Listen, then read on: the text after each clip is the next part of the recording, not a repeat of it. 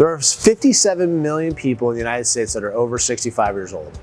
Medicare statistics show that 2050, the number will grow to over 80 million, and a very large percentage of those will be in the 85 plus age category.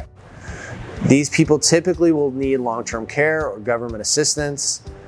Why you should care about these fine points of Medicare statistics? Because this can cost you a lot of money. And if your retirement fund doesn't have it, you should be protected for it. In a new report issued by the Department of Health and Human Services, the figures are broken down. Men who turn 65 in the next few years can expect to spend an average of $142,000 on long-term care.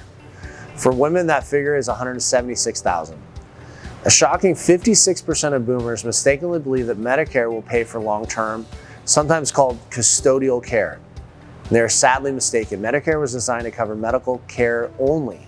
That means if you need short-term care in a skilled nursing facility after a hospital stay, Medicare Part A will usually cover some of the costs and some of the pay, but not all of it. It gets more complicated than that, but the point is that Medicare doesn't pay for long-term care included in the average cost. The misunderstanding about Medicare coverage may be why boomers don't think long-term care is a high priority, especially as they move into their 60s and 70s. The 2019 Bankers Life study of middle-income boomers revealed the following. Just 18% of boomers report that planning for later care is a high priority. 30% of boomers surveyed have less than $1,000 saved for a financial emergency. And 74% of boomers are somewhat confident in their ability to manage their own and their spouse's healthcare costs as they age. However, 79% of boomers have no money set aside, especially for long-term care needs. Some of this type of care takes place at assisted living facilities or resident homes. These places almost exclusively include private pay. So Medicare will help to some extent, but it will not cover the whole cost. Noble Gold doesn't provide any health care. What we're here to do is make sure your retirement fund is protected when you retire, to make sure you can afford all the things you want and need. What you're saving for is a comfortable retirement, not poverty. And that's becoming harder and harder with inflation becoming worse and worse. Wage increases will never catch up with inflation.